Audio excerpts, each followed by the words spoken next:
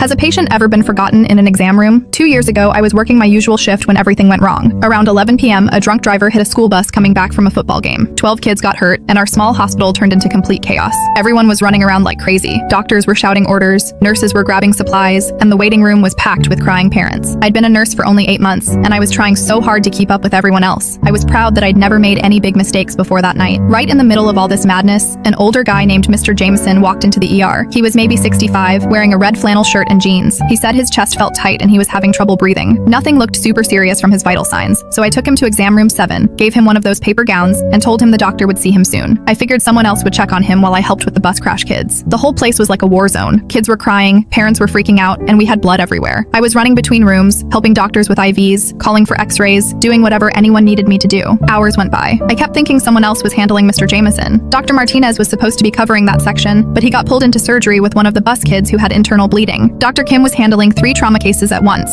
Everyone was just trying to save lives. Around 3 a.m., things finally started calming down. Most of the kids were stable, and a few had been transferred to the bigger hospital downtown. That's when I realized I hadn't seen any notes about Mr. Jameson in the computer system. No discharge papers, no treatment notes, nothing. My heart started racing as I walked toward room 7. The lights were still on, but it was completely quiet. When I opened the door, Mr. Jameson was sitting in the same chair where I'd left him 4 hours earlier. His head was tilted back, and his mouth was open. For a second, I thought maybe he was just sleeping, but when I touched his shoulder, his skin was cold, really cold. I checked for a pulse on his wrist, then his neck. Nothing. He was gone. I hit the code button and started screaming for help. Dr. Martinez came running in with 2 other nurses. We tried CPR for 20 minutes, but it was way too late. The monitor showed a flat line the whole time. Mr. Jameson had been dead for hours while I was helping other patients. Later, we found out from the security cameras that he'd tried to press his call button around 1 a.m., but it had fallen behind the chair, and he couldn't reach it. The footage showed him trying to stand up twice, but he was too weak. The second time, he just collapsed back into the chair and never moved again. The hospital called it a system failure. Too many patients, not enough staff, emergency situation. They said it wasn't anyone's specific fault, but I knew better. I was supposed to check on him. I was the last person to see him alive, and I just forgot about him. 3 weeks later, I got the courage to visit his daughter Amy. I expected her to scream at me, maybe even hit me. I brought flowers from the grocery store and practiced what I was going to say in my car for an hour before knocking on her door. When she opened it, I just started crying and told her everything. How sorry I was, how I'd never forgive myself, how her dad deserved better. But instead of being angry, she started crying too and hugged me. She said, "Dad had 3 heart attacks before this one. He always told me that when his time came, he hoped he'd be somewhere warm with people who cared about helping others. He wouldn't want you to blame yourself." Then she invited me in for coffee and showed me pictures of him from when he was younger. But here's the thing that really messed me up. Amy told me that her dad had been coming to our hospital for 15 years. He always requested the night shift because he said the nurses were nicer and had more time to talk. He'd specifically asked for me that night because I'd helped his neighbor's kid a few months earlier, and the neighbor had told him I was gentle and kind. He came to our hospital that night because he trusted us. He trusted me, and I let him die alone in a room for 4 hours. Now I check every single room before my shift ends, even if it's not my patient. I've found 2 people who were forgotten since then, and both times I probably saved their lives.